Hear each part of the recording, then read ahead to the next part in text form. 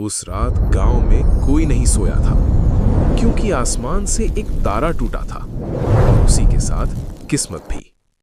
आरव एक साधारण सा लड़का जो दिन में खेतों में काम करता और रात में सपने देखता था, आज भी रोज की तरह जंगल के किनारे बैठा था। तभी जमीन जोर से कांपी, सामने की मिट्टी फट गई और उसमें से नीली रोशनी निकलने लगी। आरव का दिल जोर जोर से धड़कने लगा। ये क्या है? जैसे ही उसने हाथ बढ़ाया, मिट्टी के अंदर से एक पुरानी चमकती हुई जादुई छड़ी बाहर आ गई। छड़ी पर अजीब सी लिपि खुदी थी जो जल रही थी, जैसे जिंदा हो। अचानक एक आवाज गूंजी, जिसने मुझे उठाया अब उसकी परीक्षा शुरू होगी। आरव घबरा गया, लेकिन छड़ी उसके हाथ से चिपक चुकी थी। उसी पल जंगल में तेज आंधी चलने लगी, पेड़ झुक गए, आकाश काला पड़ गया। अगले ही पल आरव ने जो सोचा वही सामने हो गया। उसने सोचा, काश ये आंधी रुक जाए, और आंधी रुक गई। उसकी सांस थम गई। ये कोई साधारण छड़ी नहीं थी, ये विचारों को सच कर देती थी। लेकिन हर जादू की एक कीमत होती है।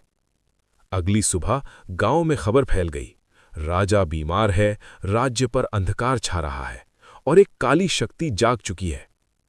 तभी एक रहस्यमयी साधु आरव के सामने आया।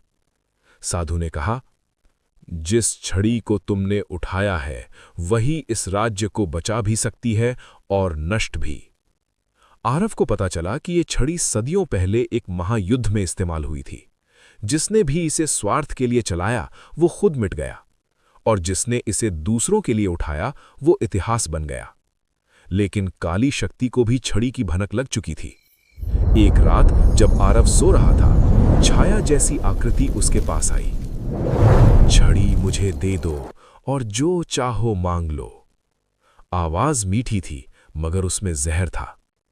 आरव के सामने उसका सपना था, दौलत, ताकत, नाम, और दूसरी ओर पूरा राज्य। उसने छड़ी को कसकर पकड़ा।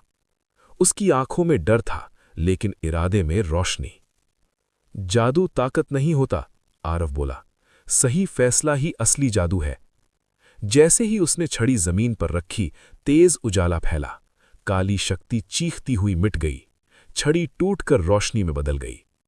सुबह हुई, राजा ठीक हो गया, राज्य बच गया, और आरव, वो फिर साधारण था।